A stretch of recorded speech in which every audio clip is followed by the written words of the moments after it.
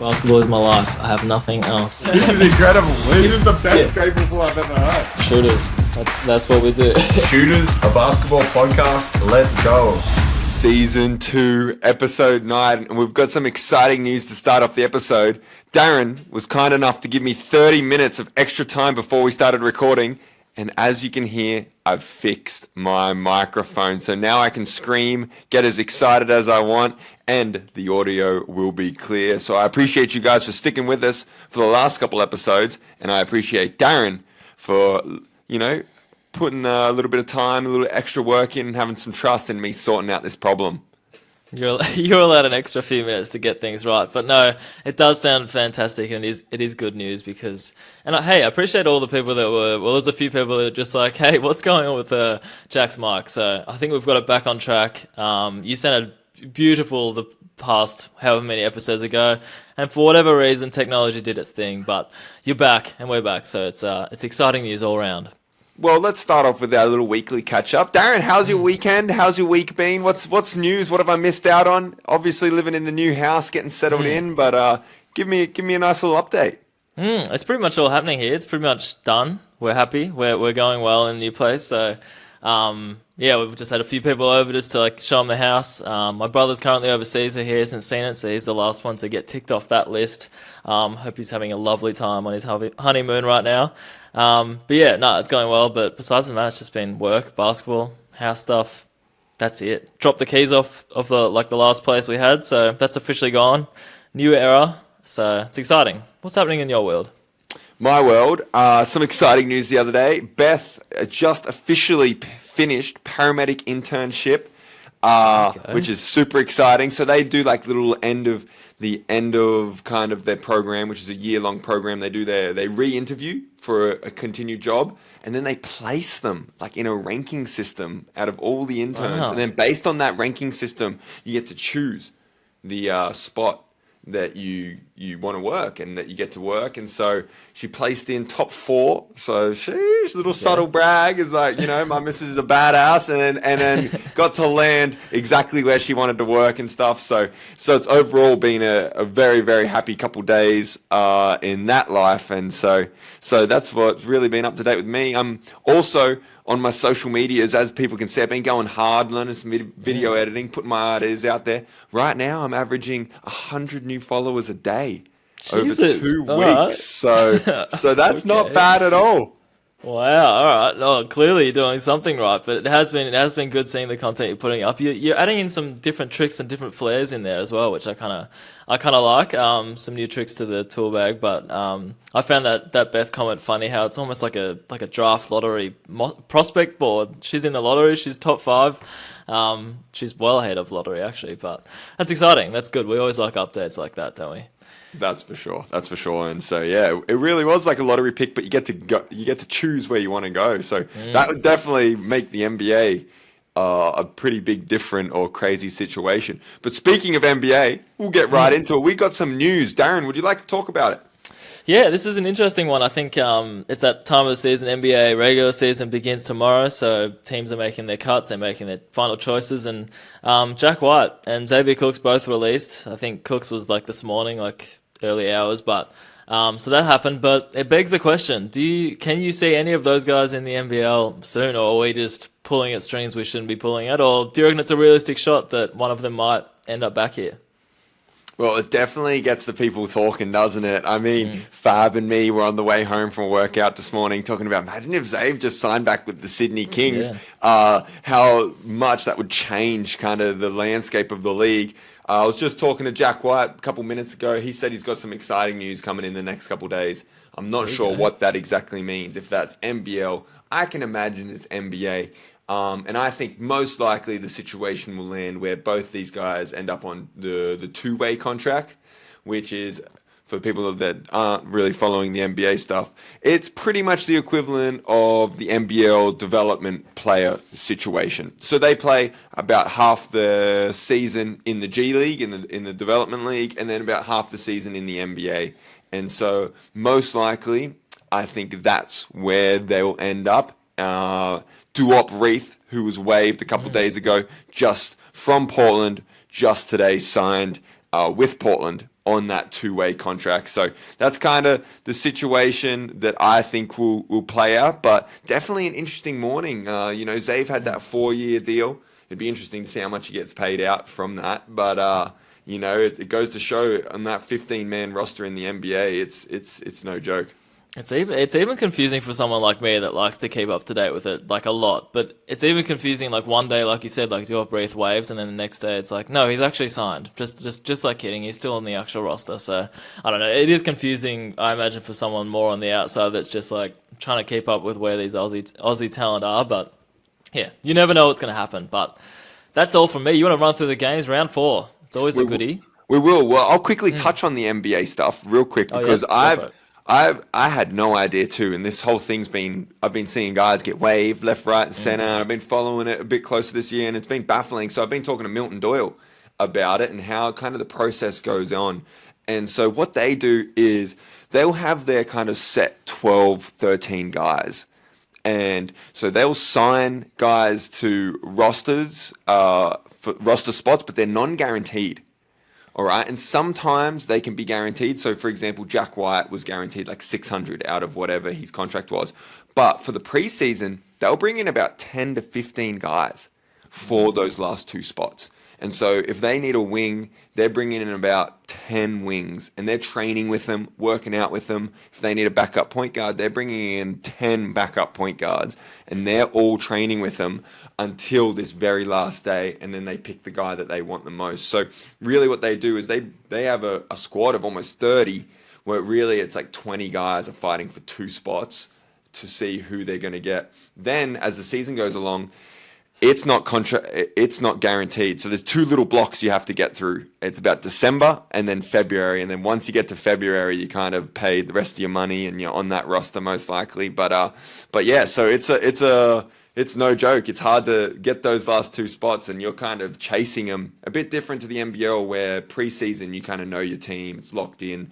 You kind of know the development players and the training guys. In the NBA, that team is fighting for a spot until that first game of the season. And that's why we've seen a lot of Josh Green just got the contract extension and stuff because he was probably training on a non-guaranteed contract. They scrapped that contract and say, we love what he's doing. He's developing. We're going to give him that 3-year extension. Yeah, it must be such a whirlwind being in that environment. Like you said, like people would be like on your back and congratulating you about making like some sort of NBA roster, but then it's just like, wait, where am I actually going to be? Like, what's actually going to happen? So it must be so weird being in that environment, like just a roller coaster ride to the extreme. But hey, I'm sure they wouldn't change it for the world, but just the uncertain future would be very, I guess, stressful. Just the anxiety running high. Oh, that's for sure. Well, I appreciate you for listening to my little NBA update because I've had no idea, and Milton Doyle's been giving me the insight. So I'll let you start us off with the first game of this. Another NBL round is done. It's flying. The NBL's flying. We're almost a quarter way through. It happens quick. Someone said that they made a comparison about how many games or what percentage of the way we were through the season. I'm just like, okay, that's a bit alarming. But anyway, yes. Phoenix beat Adelaide. There was a fair bit. I think this was like a Thursday night game. Fair bit of like buzz coming around this game just because Alan Williams is back, my man. I'm gonna find it funny every time I bring him up now because I know I bring him up too often. But he did play well in this one. He came back from injury. But I think all eyes were on the new look Adelaide 36ers. DJ Vasiljevic certainly wasn't shy when he was out there, which we knew he was never going to be, but I just enjoyed as soon as he got out there, the commentators were like, I think Pete Hawley was like, he's going to get a shot up within like 5-10 seconds or as soon as he touches the ball, and he was pretty accurate. He had like 10 shots in the first 9 minutes. He just wanted to get him up, but he brought some life to that team. I thought it was going to be a pretty close game. It was 102-85 in the end, so not the worst for Adelaide, but some new injected life into their team, that's for sure. 100%. And I think the NBL to get into continuous rotational minutes, to become one of those guys is difficult. You know, we just talked about the NBA and how tough those kind of last couple spots are. Well, it's the same in the NBL with finding minutes. And so a young fella, one of my best friends, Nick Marshall, it becomes a tough situation when they bring in DJ. And so, your team's losing, it's not having the success it's planned. They go out, find a situation, say we need some new talent, we need something our team's missing, some firepower. They bring in DJ and it can push someone like Nick out. And as a young fella, it's tough to learn, one, to gain coach's trust, two, is to learn how to affect winning. Especially at the NBL level when you don't get a lot of reps. And so just shout out to my boy Nicky. Stay with it. Stay locked in. Stay on that process of getting better. And then continue to try and find ways to affect winning in practice. And then when you get your opportunity, grab it with both hands. But it's always tough. Finding those consistent role-playing minutes, it's hard. This league's no joke. Yeah, no, for sure. I was keen to get your thoughts on his situation, just because it must be hard. I spoke about the roller coaster we did of NBA and NBL in general, but like going in from last year, people were like, no, this guy's going to be like pretty much a star in this league pretty soon. Like he's developing quick. He's still young. He's going to be good. And then come this season, it hasn't like started off great for him individually, as a team as well. For that matter. But like you said, you just got to stay ready and find your role, find where you actually can fit in. I have no doubt we'll still see some good signs from him this season, but it's always an interesting one when someone comes in like that. But Melbourne Illawarra, take it away. What did you see? I think right now, both Melbourne teams are just playing some good basketball. I mean, Southeast Melbourne had a great weekend going 2-0, and then Melbourne backs it up with another really good weekend. Next star. They love to talk about the next stars, but Huck Porty right now is playing some really, really good basketball. I mean, we saw the stats that he's leading the league in blocks and rebounds.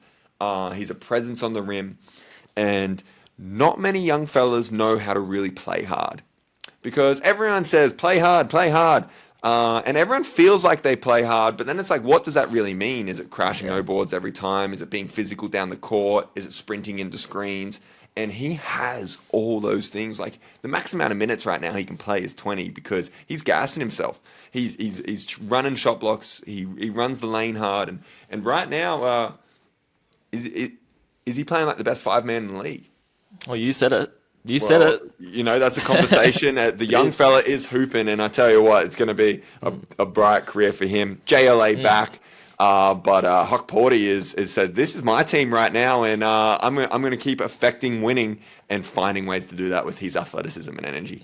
Yeah, no, you're right. And I was going to ask you, if you were Melbourne or moving ahead, would you tinker with that starting lineup? Like you just said, is he maybe one of the best 5 men? Would you keep Huck Porty in the starting lineup, or just let JLA slot right back in there, even though he's had 2 games under his belt now, so maybe he's good to just slot back in there? What do you reckon?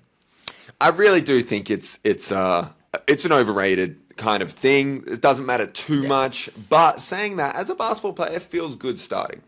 Like me going out there with that group and training with that group, it feels good. So I'd be lying to say it didn't. But really, it comes down to who's on the court to end the game, which team, which lineups. Like I'm wondering if we could see a little bit of a JLA Huck Porty 4-5 and see how that works. And they've got some options, they've got some talent. It's going to be exciting to see what they continue to do with it, and it's going to be an exciting game this Friday down at the Nest to see. Yeah, it's good. You know what I was going to say? Speaking of that game, Tassie, Melbourne, I literally looked at the schedule and I looked at what we were doing, and I'm just like, you know what? It'd be really cool to actually fly down to Tassie and go to that, but I don't think it's going to happen. So you can host me another time. But I'm tempted one time to just go to Tasmania for a game.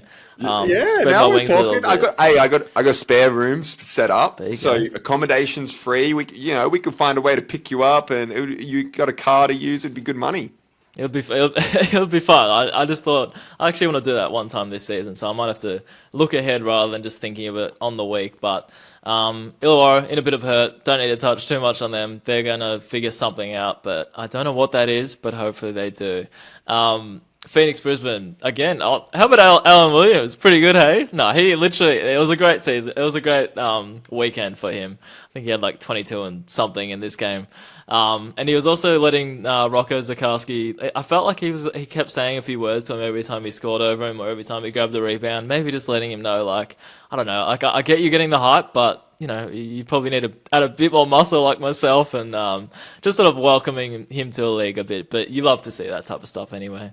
Well, Alan Williams is playing some good basketball, and I mean, Southeast coming off that 1-point win against us.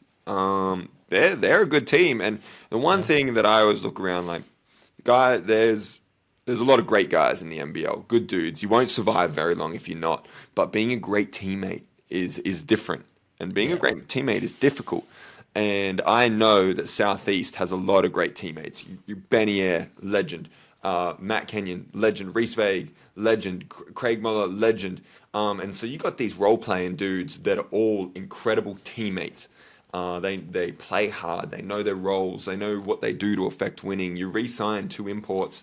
And so I'm high on the Southeast. I think they're going to be a good team. Obviously a little bit biased because they just beat us. But I like where Southeast is rolling. No, it's a good point, and like we may talk about how Phoenix have ended up on the standings ever since they've come in the league. But ever since they've come in the league, the one thing to me you can't question is the culture, like you said, and they always feel like a culture you can trust, and they always feel like they have players that are like good people as well. So if you want to start anywhere, it's a bit like Tassie as well. Like if you want to start anywhere as a franchise, just being a good group of people and people that are willing to work hard, it's a pretty good base to have. So I see some similarities between you guys. No, you're on the money. And I mean, bottom line, standings or not, every single time the Southeast has shown up in a game since they've been a club, if you don't show up ready to go, they will beat you. And they've put a competitive side in that's fighting with those top teams every single year. And that thing just keeps on rolling. And lastly, just not much on Brisbane, but Reese Vague, I love just seeing him let it fly and knock down a few shots. I think he's had a bit of a struggle to start the season, but Screen's one of those guys that once he comes in, the coach just wants him to shoot it no matter what. So keen to see him keep doing that because he was knocking him down a bit. I know. Adelaide had 2 home games. They get the win against Perth. Adelaide 89, Perth 78. A new player comes in, DJ. It always takes a little bit of time. One person in the first game that was affected by it, didn't get many touches, Isaac Humphries. Second game, dominated the game. He's someone that's playing at a higher level. He's finishing well. He's attacking the rim. He's being strong. 26 points. He's doing his thing. And I tell you what, it was awesome for that club to get a Saturday night home game win. It was rocking. What are your thoughts about that situation and Perth competing against them? Yeah, no, it was an interesting one. I think you could see how much it meant to Adelaide to get that win. Firstly, like some of the pictures and like vision that came out of that was just like you could tell. Even the CJ Bruton was going crazy on the sidelines a bit. There was a photo of him just waving his arms up, and just the smiles and the joy it brought them to just get that win, sort of like a monkey off their back. Even though they got one a few games ago as well, but and you touched on Isaac Humphries. I'm calling him like the best big in the game, like around the rim. It just like his touch around the rim. There's something about him, like whenever he's on, he's like properly on, and it feels like anything he touches around that basket is going in. So he's another one that I keep bringing up, but it's within good reason. And the next one, Bryce Cotton. What's going on with Bryce? I have no doubt he'll turn it around. There's been a fair bit of words in the media already, just like what's actually going on with him. But it is interesting because we're not used to seeing someone of his caliber, like the best in the game, struggling like he has. But you can never react too quickly on these things. I have no doubt he'll turn it around. Yeah, it's always an interesting one because we're always judged compared to what we usually produce. And I mean, Daniel Johnson's someone that never got too much love because he averaged 18 and 8 every single year and never dropped below it and never went above it. Now, Bryce Cotton's come in. He's averaged 23 points every single year, pretty much. One year was 19.9. He shot 46% from the 3 that year, so he was efficient. But, I mean, you look at him compared to a lot of import guards, and he's still scoring more than them, still getting more assists than them, still getting more steals than them. And so it is this weird one where Perth has brought in a lot of guys that play with the ball, a lot of guys that make plays. And so I would never ever talk trash about Bryce Cotton because he slightly scares me. If you put him in the ISO, he still has a chance to go. He could show up in the Jack Jumpers tomorrow and have 45. And he's proven that time and time again. So for me, the numbers are irrelevant. Obviously, he's shooting 29% from the 3, so you always want those numbers kind of above 33% is what you aim for. But he'll always find a way to get buckets. He'll bounce back. He'll do his thing, and just don't do it against the Jack Jumpers. So just wait it out. Just wait it out if you do have a time to just come back and bounce back. But I'd be scared to trash talk him as well. So I'm not doing that. I'm not saying a negative word on your name, Bryce. I'm just saying we're used to such greatness that we expect that every single game. I was going to say, but it has. Yeah. So it has been interesting seeing the media. I mean, they're on him. They're writing articles about him. How do you feel about that? What's your kind of take on that? Do you think it's something they could rally around as a team, or do you think it's just, or? Yeah, I don't know. It's like I think it's justified to point it out that like shooting 2 of 15 that game, and there was another game last week. I think he shot maybe something similar. I think it's worth noting it, but at the same time, it's only round 4, even though it's a quick season like we were touching on before. But yeah, I think it's more if he was doing this and they were getting wins, you probably shouldn't look too much at it because it's just like you obviously whatever, the wins speak for themselves. But he does strike me as the type to like literally pay attention to all of this, but then not really make it known that he's paying attention. And then one day, just like I think it was a few seasons ago where he just like he looked over at Corey Homicide Williams on the sideline as we were broadcasting in the stadium, and you could just I just feel like you could tell that Bryson knew what Corey's words were the weeks prior to that. So I just think he's the type to actually notice and then just to make sure that hey, you guys better remember who I am at the end of the day. Yep, 100%. We jump to Melbourne. Melbourne beats New Zealand in a tightly fought game, 97-88. It's good to see New Zealand back in the league after a little NBA trip. Yep. Cheatham with a 30-piece. I didn't get to pay too much attention to this game because I think it was the same night as we played, or around the same time. So did you watch it? What were your takes on it? I actually couldn't. I was stuck at a 30th and I couldn't watch this one, but I did. I'll touch on this later, but I did. I was that person at the event just staring at my phone because I wanted to watch your game. Tassie Sydney was on the lineup and I was just like, to Jess, I'm like, is it rude if I pull out my phone now and just watch this game? And she assured me it was fine because we've been there for a while. So, hey, I watched your game on my phone. It was great. I didn't get to see the Melbourne and New Zealand, but all I saw was Golding hitting some stupid shots, one of your favourites to watch once he's up and about. So that was good to see. But yeah, I think it'll be interesting to see New Zealand this round, especially because they have 2 games and it's kind of like the first time we get to see a proper look at them. So are they contenders or pretenders? We love throwing out that line. So we'll see. 100%. Well, I think you should start us off with the Tassie Sydney since you pulled the phone out at the 30th and started watching. So you deserve to take this one away. Just a great game. It was a great game to watch. I'm glad I watched it. I was glad I was that rude, antisocial person at the party, but it was worth it. So I don't mind it. But you guys are just such a smart basketball team. Like that's what I got from it. There was a moment. I think it was in the second quarter. I was just like, you guys are so good. Like just your talent, and once you're rolling, once you're clicking.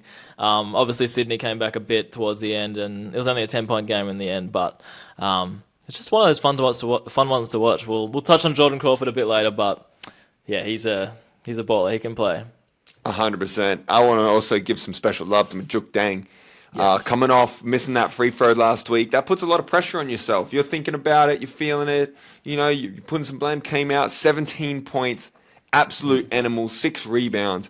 He is a bucket. He finds a way to get buckets at all levels, shooting the 3, offensive glass, little mid-range pull-ups, post fadeaways, and so he's someone I love watching him do his thing, and it was so epic to him. And then Sydney is always playing Sydney basketball, and they're tough to handle. I mean, when they're pushing that ball up the floor, doing their thing. Tui is playing well. He's grabbing those rebounds. He's long. He's athletic. He has that feel. Guys just have a feel sometimes, and it takes some guys a lot longer to get that feel, and some guys at a young age have that feel. He has that feel. Josh Giddey has that feel.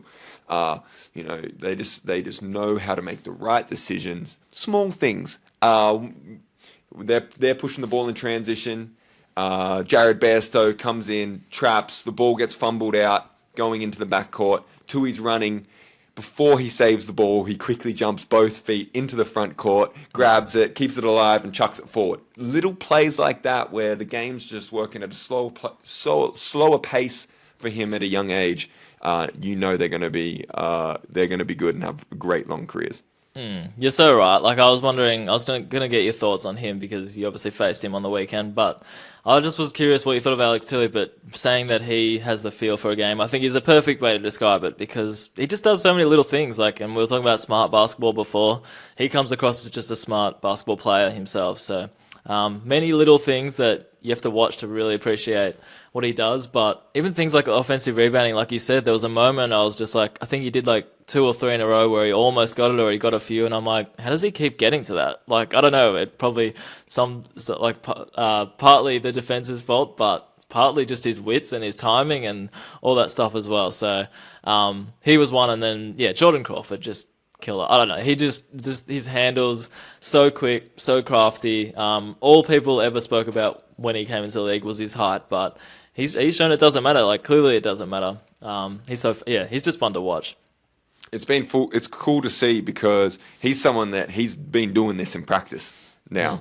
And the first couple games he wasn't hitting that 3 ball, and so he was struggling to kind of get 2 feet in the paint. That little step back, he wasn't making it or shooting it with the confidence. And we said to him, "Hey, shoot that thing every time. We want you to go from zero from 10. You're our guy. Like, you've been cooking us in practice. You're going to eventually cook them out there."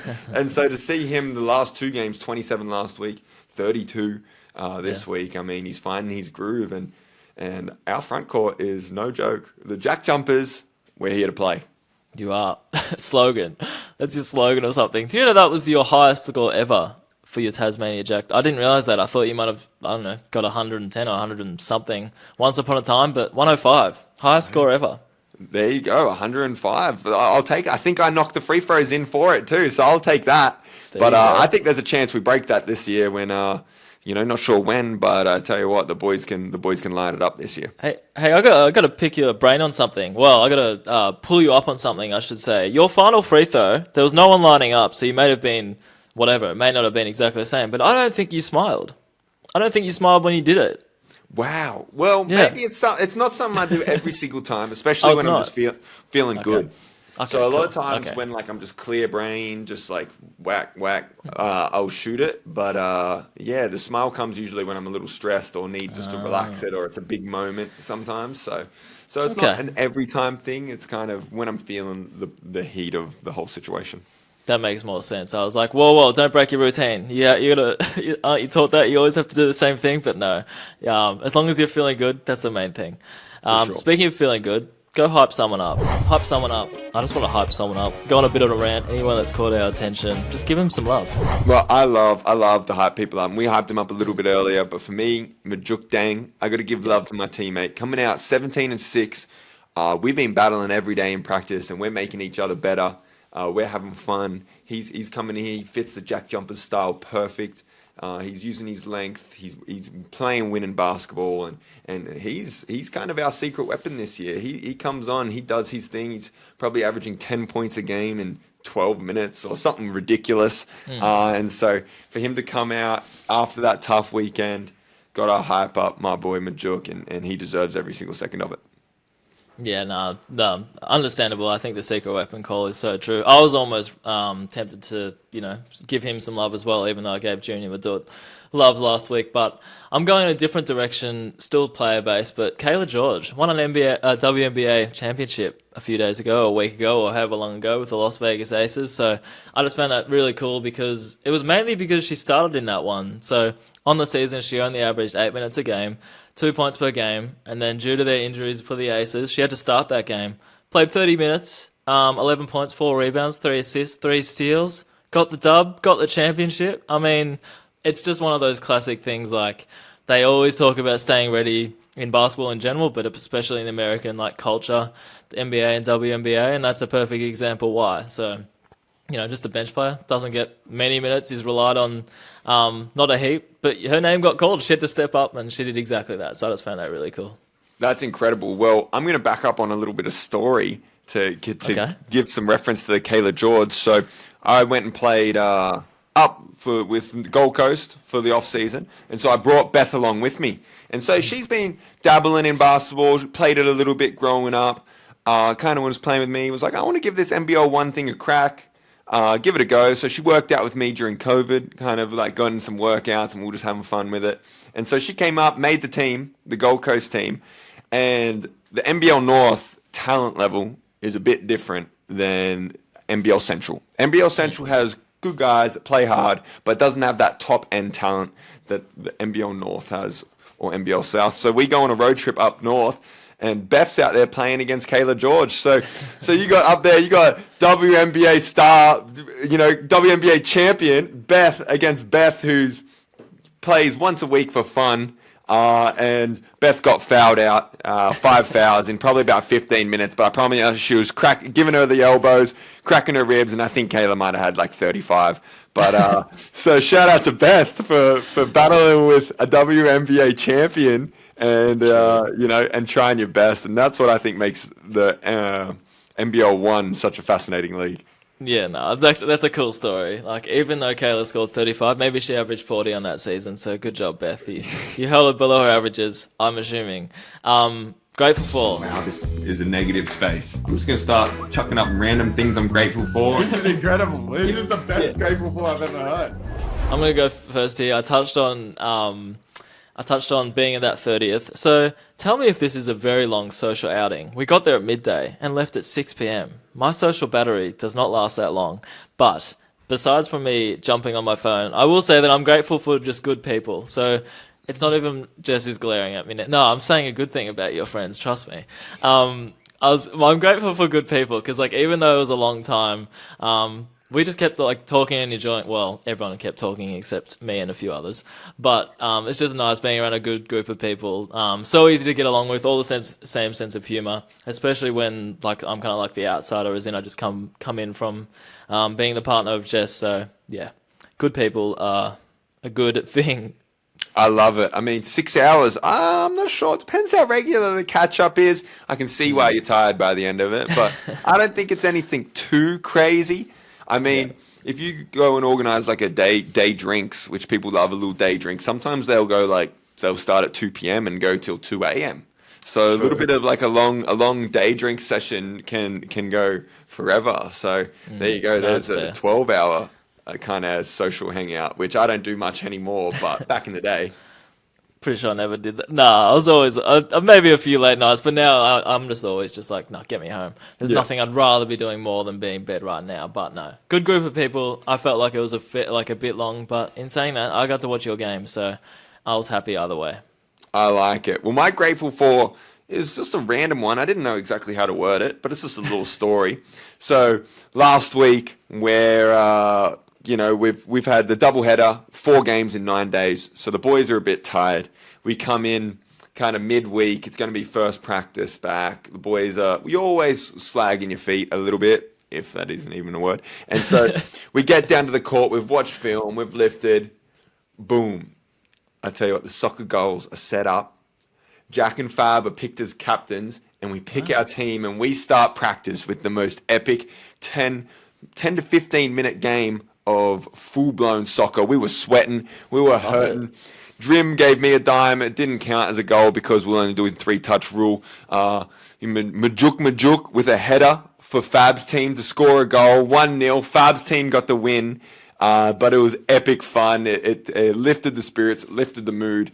And so my grateful for this week is kind of doing something different, trying a new thing, mixing up a little bit of a routine, just kind of chucking in something new. And so I'm grateful for that. Whenever something new happens, breaks in the mundane of kind of a week, a work week, whatever it may be. And so that was something I was grateful for. We're petitioning to do it again. Same teams, Fab versus Jack. And so come on. I believe that my team can get it done next time. It's a great call. Like I'm assuming you love your routine. It's like I love my routine, but you're so right. Like if you do something different, it gets you excited. You get excited for the most simple things and stupid things sometimes. But yeah, you're right. Who's the best soccer player on the Jackies and the worst? That's what I'm asking. Okay, well the best was definitely there was a top 3. Majuk Dang, Fab, and Drimic. Okay. And then worse, sorry, my boy was a little sick. He was battling a little sickness, but he did fall over and he missed a big kick, was Marcus Lee. So tough gig for him. I love you, brother, but he definitely gets the vote for that one. Nah, some people are born with it, some people aren't, but that's fine. Good. How good? No, you're right about that though. I like that. Soccer jack jumpers. That's your second choice of sport, I'd say. I've got some listener questions, but remind me at the end of this. I was annoyed at myself because I was meant to ask you one myself at the end of last episode. But a few quickies. I like this one actually. What do you two think you would be doing if you weren't doing your dream jobs? Would you like me to start us off? Please do, because I don't know what the hell I'm going to say, but go for it. Nice. Well, I love arguing. I love having those types of conversations. I love debating. So for me, the only thing that caught my attention in school was law.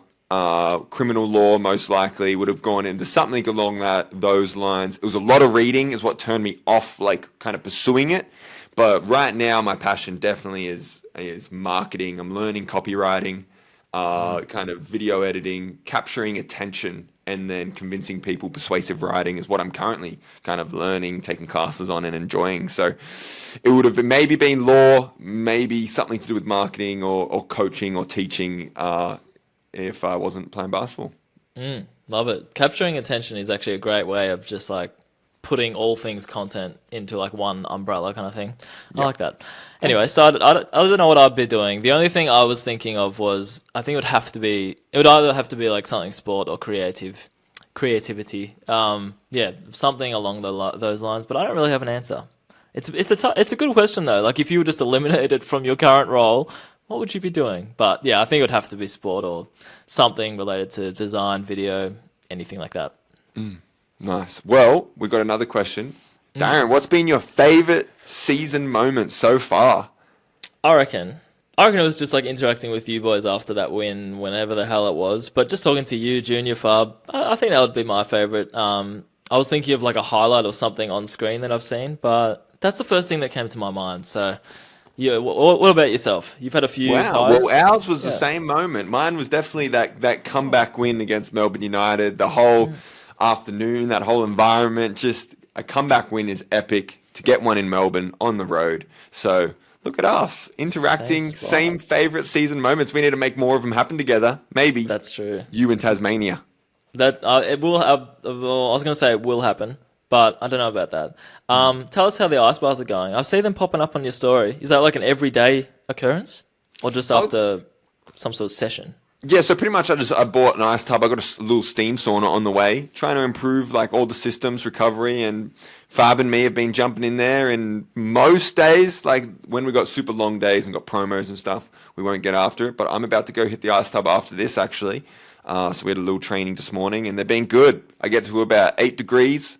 It's cold, sitting there for 10 minutes and shiver my butt away, and then go jump in the warm shower until I feel heated up, which sometimes can take a while. Credit to you. I don't know if I could ever do that.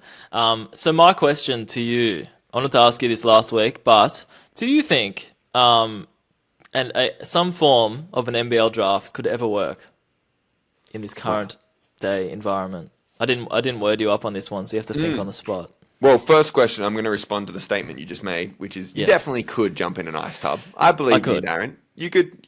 You could put yourself through that 10 minutes in a week if you really wanted to. If you said, I want to do this, I could do it. It would just be a shock to the system. But yes, you're right. Technically, I could. Yes. Yep. I would believe in you if you set yourself a challenge.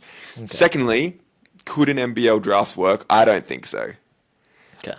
So the reason is there's a weird thing that happens in the NBA, and it hurts a lot of basketball players, particularly basketball players in their prime. And this is teams get punished for winning games. And so when you're at the bottom end of it, you get punished for winning games. So guys like Milton Doyle, Jordan Crawford, guys that are hitting their prime aren't worth anything in the NBA, because why would a lower team sign these guys when they're going to help them win games, but they're going to lose them from getting drafted? So the NBA has this weird system where they just pick young guys, hope that they become Kevin Durant, hope that they become guys that are good enough to win a championship. And then all of a sudden, when you got a top 10 team, you can say, okay, now we're going to backload our team with pros. And usually those guys are pros that have been in the NBA, right? They're backly with role players, with vets, guys that can help win games. But there's only like 5 to 10 teams that are doing that every year. The other 20 teams get punished for losing in this crazy, weird way. And so the NBL wouldn't do that because, one, we haven't got enough young fellas coming up that can jump straight into the NBL. And two, it rewards losing. I think that's fair. I was thinking about it last week, and I was halfway through convincing myself that some model could work, but I'm just not sure what it would look like. It was more around the idea that like any NBL one guys, any other college guys that wants to come back, like Josh Bannon, people like that, if they were to like enter into a pool like Ben Henschel, even like Bull Qual, NBL one, all those years ago. I was just wondering if that could actually work, if there was like a pool. I'm not sure how the actual selection would work, but it was more just instead of just Perth reaching out to Ben Henschel and be like, hey, want to come be a notable player for us for probably years to come, instead of that just happening, even though that was probably preferred for both sides. I was just curious whether it would be something that could work. But like you said, maybe the amount of available talent that Australia has right now and all that stuff that would actually like make an NBL roster, or maybe it would be about opening up instead of development players, like you just have another roster spot where you could actually put those guys to develop. But I thought it was an interesting talking point. Well, who do you think would have been the first draft pick this year? Well, the other thing is the next stars. I don't know how that would have worked, because like if you chuck Alex Tui in there, he would be there, I'm sure. But then you'd have to get like a list of actual names who this will qualify to. But I think it's quite an interesting exercise to put your brain to think about how it could work and how it would work for you players already on rosters and roster spots. And yeah, it's just an interesting one. It definitely is an interesting one. Something food for thought. If you guys are listening, leave us a little comment, send us a message. What's your thoughts on a little draft? It definitely would be fun, and it would be an awesome night, and it would definitely build some atmosphere. Yeah. So if they could ever create a system in which it does work, then who knows? I'll think about it. Well, Darren, have you got anything coming up this week? I just want to say a big welcome back to your microphone. Your microphone quality. Great to have you back. I hope it comes across as well as it does in my ears right now. It sounds good as gold. So, not much else. I'm not actually coming up down to Tasmania, but maybe in the future. But not much. Well, everyone, thank you very much for listening. Another episode. The quality of microphone has improved. 2 games this weekend. Melbourne at home, and you're listening to this on a Thursday night. So Melbourne tomorrow night. Wow, that's going to be game of the week for sure, and I'm excited to be out there playing. First, second. Let's do it. Thanks for listening, everyone. Have a great day. Shooters Pod out.